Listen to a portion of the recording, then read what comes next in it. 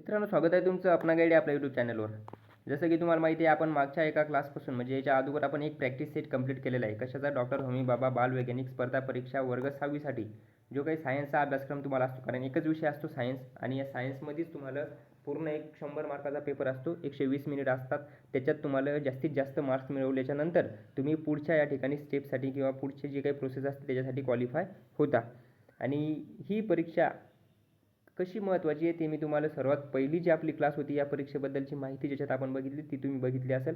त्याच्यानंतर तुम्ही प्रॅक्टिस सेटही बघितला नसेल बघितला तर याच्यानंतर तुम्ही बघून घेऊ शकता.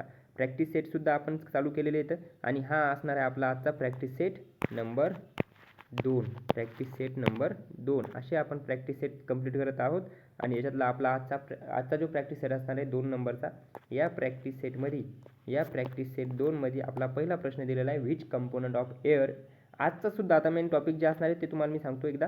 टॉपिक काय? एअर आणि वॉटर, जे की आपल्या मागच्या क्लासमध्ये सुद्धा हेच 2 टॉपिक होते, कारण याच्यावरच आपले अजून प्रश्न कंप्लीट झालेले नाहीत. जेवढे काही प्रश्न एअरवरून आणि वॉटरवरून तुम्हाला विचारले जाऊ शकतात ते सर्व प्रश्न आपले कंप्लीट झाले पाहिजेत. या हेतूनं आपला आजचा दुसरा प्रॅक्टिस सेटसुद्धा याच टॉपिकवर असणार आहे. याच्यानंतर आपण दुसरा टॉपिक घेणार आहोत, त्याच्यावर प्रश्न घेणार आहोत, कारण हे प्रश्न टॉपिक वाईज येते, मिक्सअप नाही.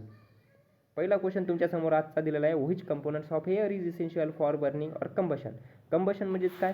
ज्वलन. ज्वलन म्हणजेच काय? आग लागते ना. आता तुम्ही जर एखादी माचीसची काडी जर बघितली, माचीस जर लावली किंवा लायटर लावलं तर आग लागते. मग आग कशामुळे लागते? तर आग लागण्यासाठी एक गॅस या ठिकाणी आपल्याला महत्त्वाचा असतो, किंवा त्या गॅसशिवाय आग लागू शकत नाही. आणि तो गॅस नायट्रोजन नसतो, तो गॅस कार्बन डायऑक्साईड नसतो, तो हेलियम नसतो, तर तो असतो ऑक्सिजन. ऑक्सिजनशिवाय गॅस काय होऊ शकत नाही किंवा आग लागू शकत नाही, कंबशन होऊ शकत नाही. ही गोष्ट शब्द लक्षात ठेवा. कंबशन काय? कंबशन म्हणजेच काय? बर्निंग. बर्निंग म्हणजेच काय? ज्वलन. याच्यासाठी का कोणता गॅस लागतो? ऑक्सिजन. आणि याच्या अपोजिट जर का तुम्हाला मी म्हटलं फायर एक्सटिंग्विशर म्हणून, म्हणजेच आग विझवण्यासाठी कशाचा वापर केला जातो? तर आग विझवण्यासाठी केला जातो तो म्हणजेच कार्बन डायऑक्साईडचा. ऑक्सिजनचा आग लावण्यासाठी आणि कार्बन डायऑक्साईडचा आग विझवण्यासाठी. नायट्रोजनचा कुठं यूज होतो?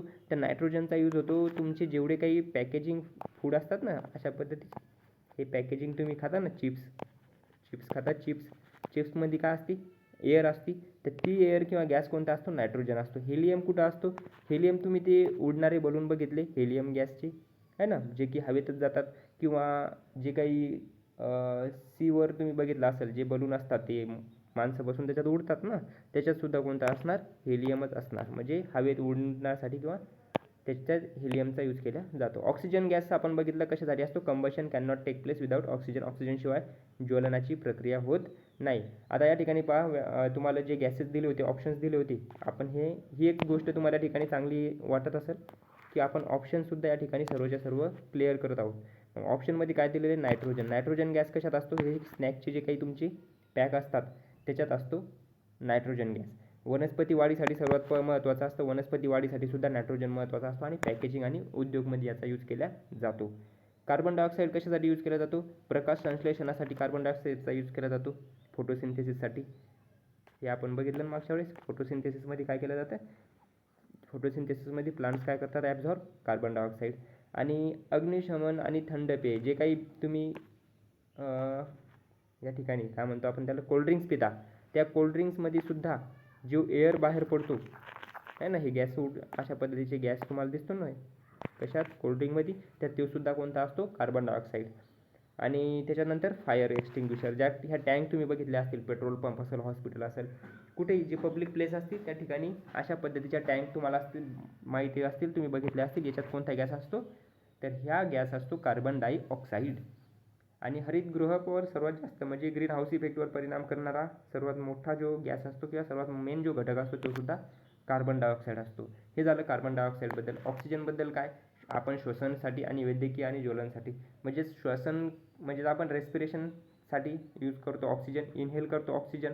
त्याचबरोबर ज्वलन म्हणजेच आग लागण्यासाठी, आग जी लागती ती पण ऑक्सिजनमुळेच लागते आणि विझती ती म्हणजेच कार्बन डायऑक्साईडमुळं. आणि सर्वात कमी प्रमाणे ॲर्गॉनचं, कारण आपण बघितलं की हा किती 78% आहे, हा किती 21% आहे, हा किती 0.03% आहे, आणि उर्वरित 0.07मध्ये हा ॲर्गॉन किंवा हे बाकीचे सर्व गॅसेस येतात. त्या सर्वात मेन गॅसेस कोणते येतात? आपल्या ॲटमॉस्फिअरमध्ये नायट्रोजन आणि ऑक्सिजन हे सर्वात जास्त प्रमाणात आहेत. दुर्मिळ वायूसुद्धा म्हणून ओळखलं जातं. नोबल गॅसेसमध्ये येतो ॲर्गॉन. हा कशात वापरला जातो बघा, ॲर्गॉन दिलेला आहे ना, हेलियम नाही दिला इथं ॲर्गॉन दिला आहे. हेलियम पण आपण बघितला बलूनमध्ये असतो. ॲर्गॉन कशात असणार, जे बल्ब असतात आपल्या घरात, या बल्बमध्ये जो गॅस असतो तो असतो कोणता, ॲर्गॉन. त्याचबरोबर विंडोमध्ये सुद्धा अशा पद्धतीचा हा झाला आपला पहिला प्रश्न. What percentage of earth surface is covered with water. जी काय आपली अर्थ आहे, या अर्थचा तुम्हाला हे माहिती आहे की जवळपास 71% भाग हा वॉटरनी काय केलेला आहे, कवर केलेला आहे किंवा व्यापलेला आहे. आणि राहिलेला जो काही 29% आहे त्याच्यावरच काय, लँड म्हणजे जमीन.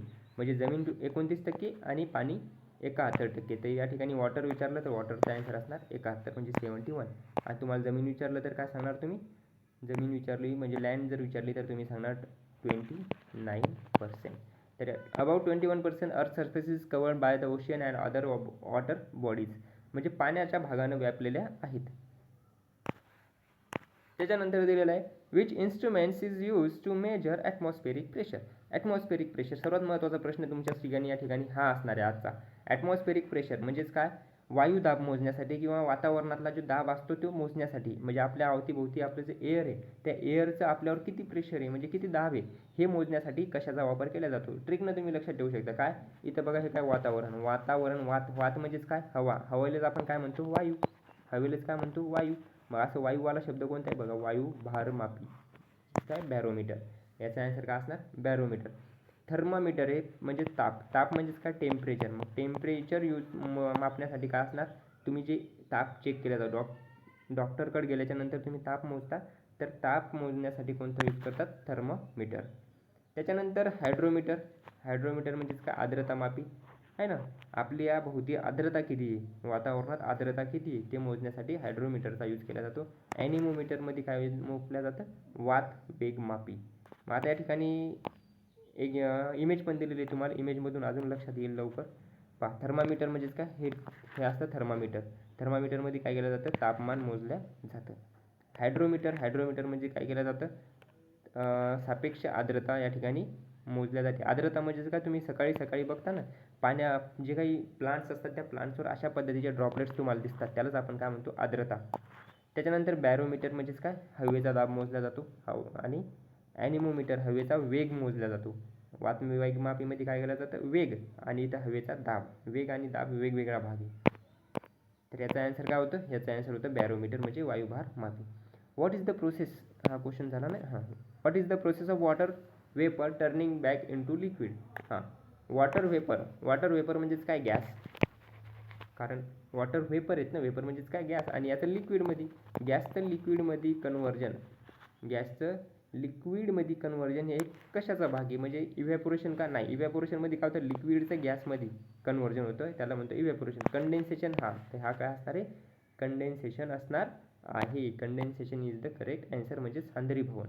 Wien water vapour cools it turns back into liquid droplets. पाण्याची वाफ थंड झाल्यावर तिचे पुन्हा द्रवरूप पाण्यात रूपांतर होण्याच्या क्रियेला सांद्रीभवन असं म्हणतात.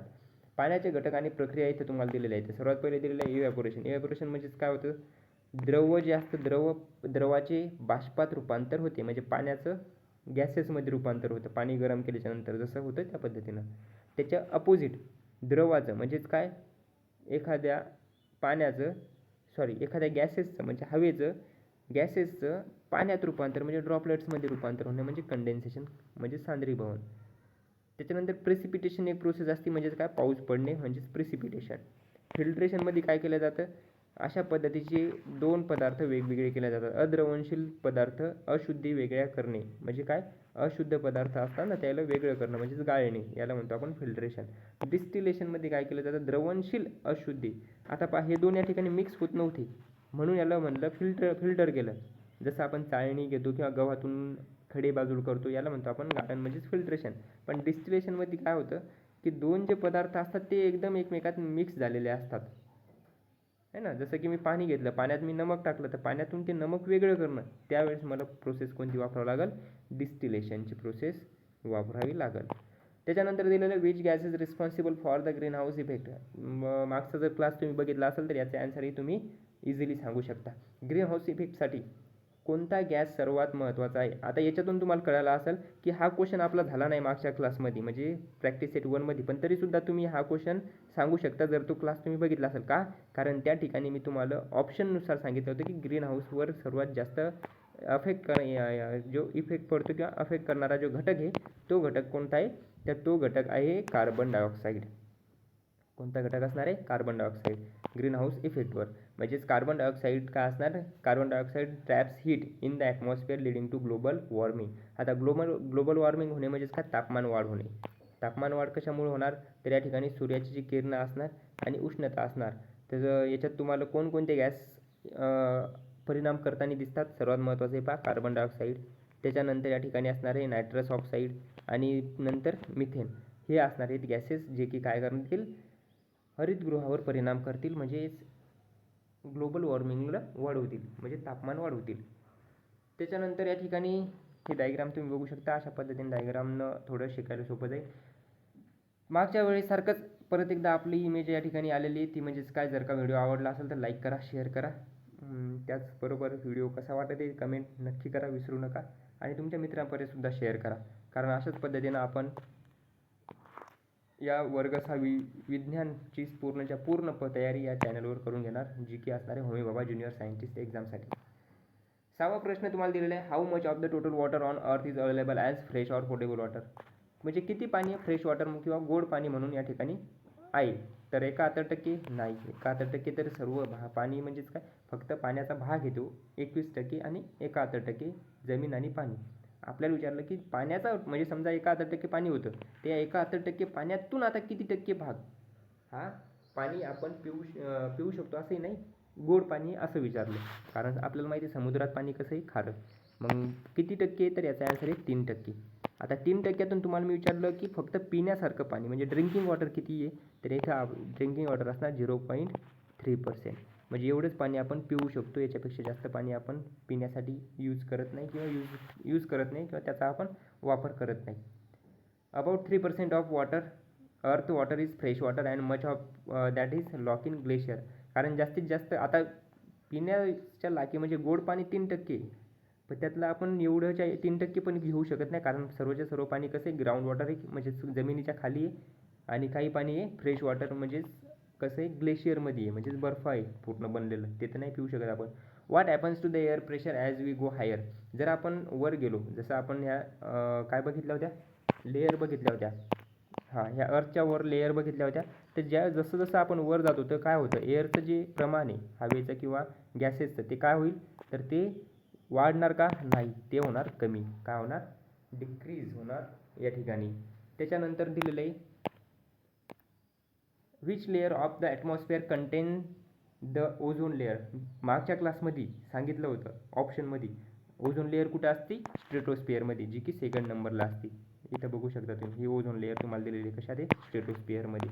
आणि स्ट्रेटोस्फिअर किती? 12 किलोमीटर ते 50 किलोमीटरच्या दरम्यान असते जर आपण वर गेलो तर. What is the main source of water.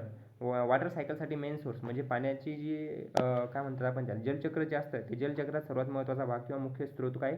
तर ते रिव्हर का नाही, ग्राउंड वॉटर नाही, ओशियन. काय असणार? ओशियन असणार याचं करेक्ट ॲन्सर. इथं तुम्हाला ओशियन ॲन्सर दिलेलं आहे. त्याच्यानंतर which gas is protect us from harmful ultraviolet. कोणता गॅस? तर हाच गॅस. काय असणार आहे? Ozone layer.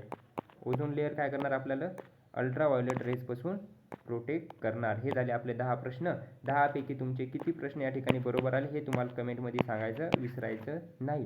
व्हिडिओ आवडला असेल तर लाईक करायचं, मित्रापर्यंत शेअर करायचं आणि त्यांनाही सांगायचं की या परीक्षेची तयारी आपल्याला सोबत करायची. आणि दोघांनी जे तुमचे मित्र असेल त्यांना तुम्ही चॅलेंज देऊन सांगायचं की मी आजच्या प्रॅक्टिस सेट 2मध्ये मी आज प्रॅक्टिस सेट 2 झाला, याच्यात माझे 9 प्रश्न बरोबर आले, 10पैकी 10 प्रश्न बरोबर आले, 8 प्रश्न बरोबर आले, तुझे किती आले, असं दोघांमध्ये तिघांमध्ये तुमच्या ग्रुपमध्ये स्वतः एकमेकांमध्ये काय करा? कॉम्पीट करा. म्हणजे तुम्ही स्पर्धा करा की माझे प्रश्न याच्यात बरोबर आले किंवा तुझे किती आले, आणि एकमेकाला हे क्वेश्चन विचारा.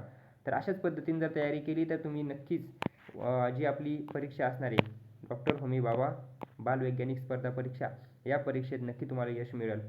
तर भेटूया पुन्हा तिसऱ्या प्रॅक्टिस सेटमध्ये. तोपर्यंत जय हिंद, जय महाराष्ट्र.